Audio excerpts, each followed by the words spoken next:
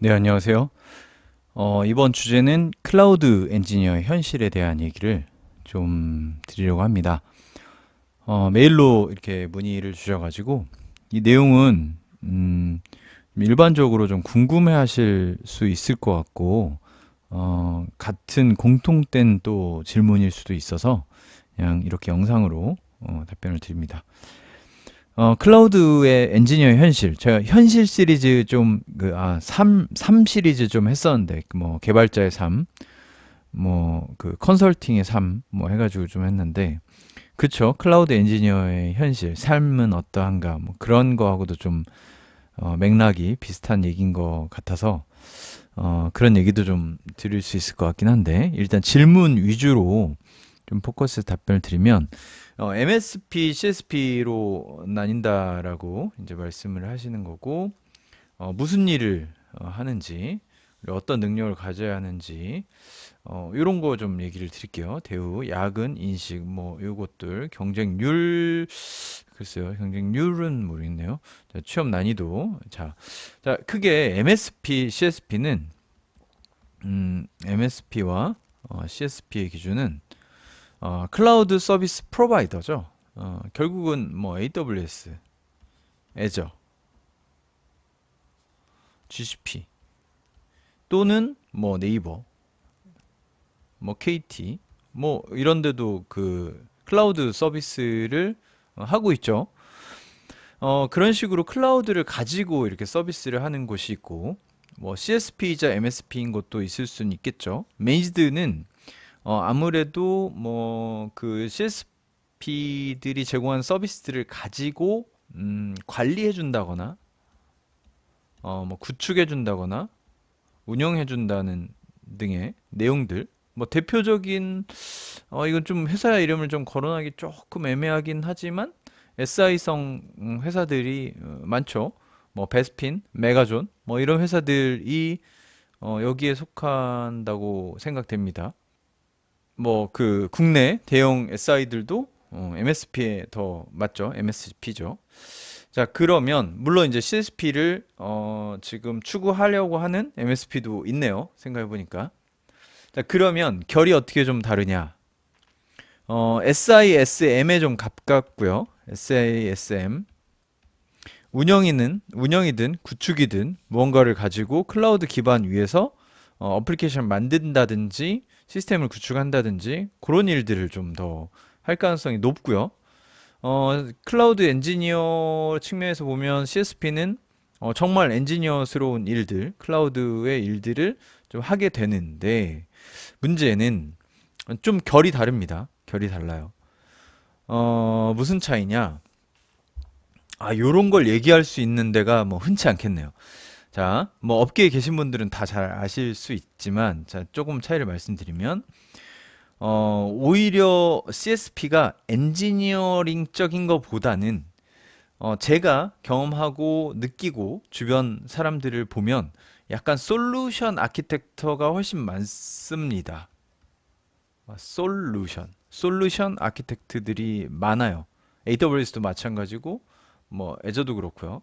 그러니까 물론 NHN이나 KT는 조금 상황이 다를 수 있어요. 근데 여기는 최소한 ECSP들은 솔루션 아키텍트들에 좀 더 가깝고 또는 탐이라고 해서 템이라고 하나요? 탐이라고 하나요? 하여튼 테크니컬 아키텍트, 뭐 트러블스팅, 뭐 이런 사람들 있죠. 그 굉장히 그 문제에 대해서 그 해결을 해야 되는 역할을 갖는 사람들.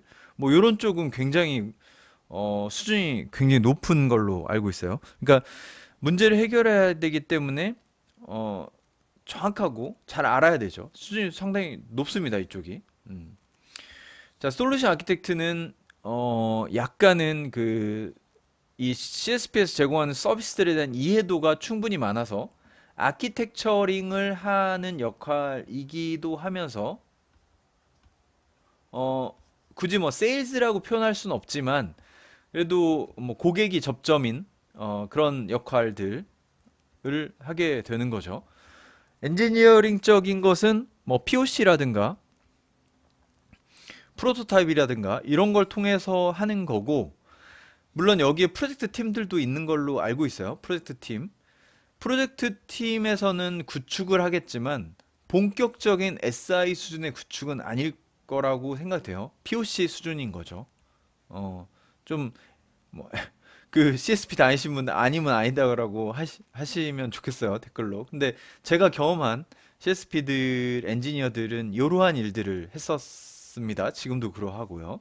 자, SI, SM은 말 그대로 구축이나 운영을 하는데 클라우드 기반에서 하기 때문에 어떻게 보면 훨씬 더 많은 클라우드를 사용합니다. 의외로 CSP보다도 훨씬 많이. 그러니까 CSP 엔지니어들은 이 제품들에 대한 이해도가 훨씬 높은 반면 MSP 측 엔지니어들, 클라우드 엔지니어들은 이 구축 관점이나 운영 관점에서의 훨씬 많이 다루는. 그러니까 전 제품에 대한 이해도는 아니겠지만 최소한 사용하고 있는 것들에 대해서 훨씬 수준 높게 써야 되는 상황인 거죠. 왜냐면 운영 중에 장애 났을 때 해결을 하는 것 또한 여기에 몫인 거죠. 1차적으로는. 그러다 문제가 생기면 여기 템을 부르겠죠. 템. 자, 그렇다고 하면은 어떤 능력이냐, 무슨 일을 하느냐는 얼추 설명이 됐죠. 여기는 구축 개발을 합니다. 물론 클라우드 엔지니어가 개발은 하지 않기 때문에 그걸 그냥 구축이라고 표현을 할게요. 시스템, 어떤 서버 인프라를 아키텍처링하고 그 인프라가 계획대로 만들어지게 하는 것을 하는 거죠. 그리고 CSP는 제 생각에는 솔루션 아키텍처, 그리고 또는 아키텍처링 또는 이제 고객 접점에 상대를 하지 않나라는 생각. 그렇다면 어떤 능력을 가져야 되는지도 조금 결이 다르죠. 여긴 구축 관점이에요, 말 그대로. 정말 생 구축을 해야 되는 거고, 여기는 구축이나 운영, 장애 대응, 뭐 이런 걸 하게 됐죠. 여기는 조금 다른 결이 있죠. 예, 있습니다. 예, 느껴지는 게 있죠. 자, 업무 강도는, 둘 다 강도인데, 예, 강도죠. 예, 강도인데, 음, 참 이 SISM의 딜레마를 아시나요? 강도의 딜레마. SI는요 구축을 하잖아요. 구축은 그 기간이라는 거에 엄청 쫓겨요. 시달립니다. 약은 많아요. 예. 약은 많은 경우가 많아요. 예. 근데 운영은 평시에 아무 일 없으면 조금 스테이블하다고 해야 되나? 안정적이죠. 하지만 그냥 새벽 3시에 장이 났다. 그러면 뭐 워라벨이고 뭐고 막 생명이 단축된 느낌이죠. 왜냐면 새벽에 일어나는 것도 힘든데 그 장애가 나서 그걸 대응하는 거는 더 고통스럽고 그것이 또 무슨 문제인지 그 알아내야 되는 건 더 힘들고 그것이 다시 이제 정상화되기까지 그 쪼아대는 많은 수많은 사람들로 인한 스트레스 어마어마합니다. 예, 운영도 만만치 않습니다. 구축이 어렵냐 운영이 어렵냐 와 이거는 밤샘 토론 각이에요. 예. 구축도 어렵고 운영도 어려워요. 자, 그래서 야근 많이 하는 거 구축이 좀 더 많지 않나? 물론 운영 야근하시는 분들 그냥 아예 야근 교대로 하시는 분들이 있습니다. 그렇기 때문에 이거를 그렇게 바라볼 수는 없는 거고. 자, 그리고 인식은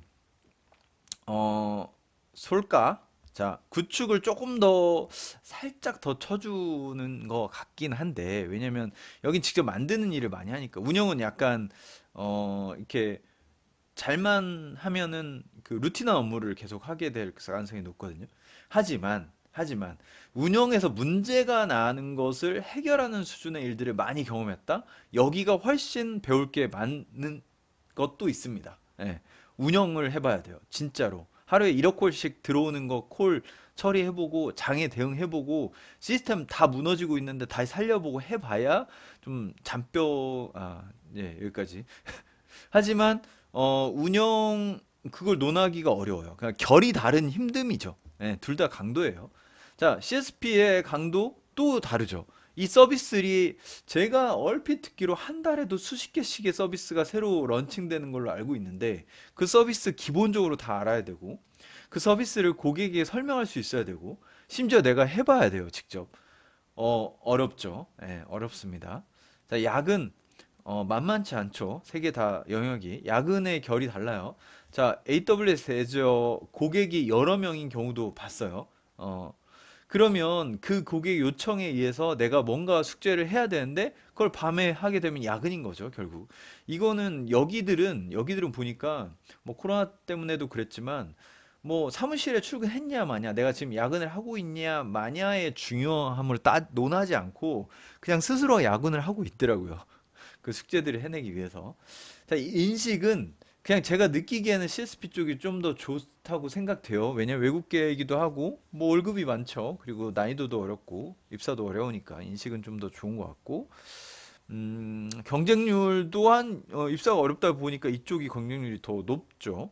자, 아까 언급했던 그 업체들이 조금은 노력하면 들어갈 수 있는 회사들이 아닌가라는 뭐 관계자분들 너무 그러니까 뭐 그렇게 경쟁률로 딱 그 1대1 비교하기는 어렵고 여기가 그래도 들어가기가 조금 더 가능성이 높지 않나라는 생각이 들고요.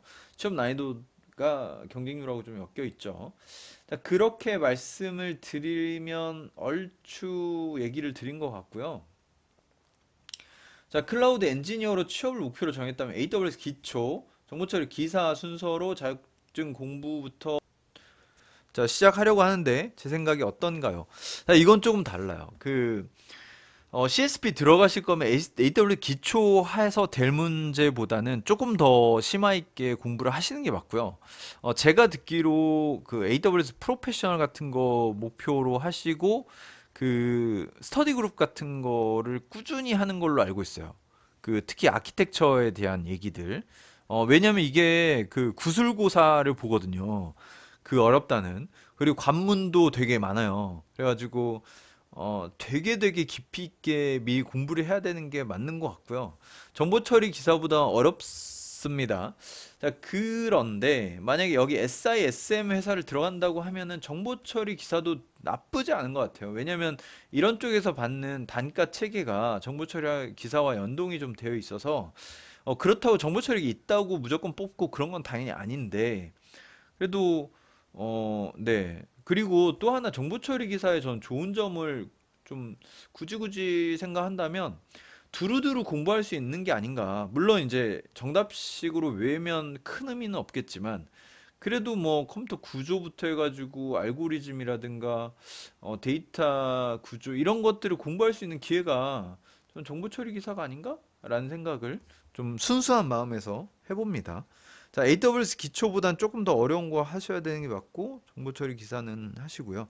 자, 그리고 CSP를 가실 거면 정보 처리 기사보다는 그냥 AWS나 이 클라우드를 엄청 공부를 들이파야 될 것 같고요. 플러스 아키텍처.